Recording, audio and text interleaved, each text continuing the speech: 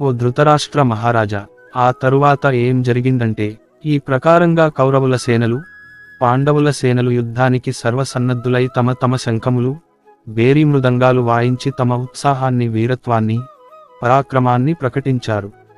అర్జునుడి రథం మీద కపిధ్వజము ఎగురుతూ ఉంది. అంటే ఆంజనేయస్వామి వారు సాక్షాత్తు అర్జునుడు రథం మీద ఉండి యుద్ధరీతులను పరికిస్తున్నాడా అన్నట్టు ఉంది.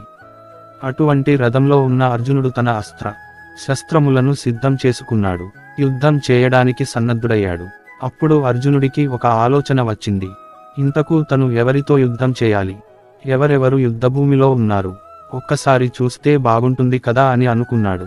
ఈ ఆలోచనే అర్జునుడికి రాకపోతే, నేరుగా యుద్ధం చేయడానికి ఉపక్రమిస్తే మనకు భగవద్గీత అనే యోగశాస్త్రము దక్కేది కాదు. కాబట్టి అటువంటి ఆలోచన వచ్చినందుకు మనం అర్జునుడిని అభినందించాలి. వెంటనే తన రథ సారథి అయిన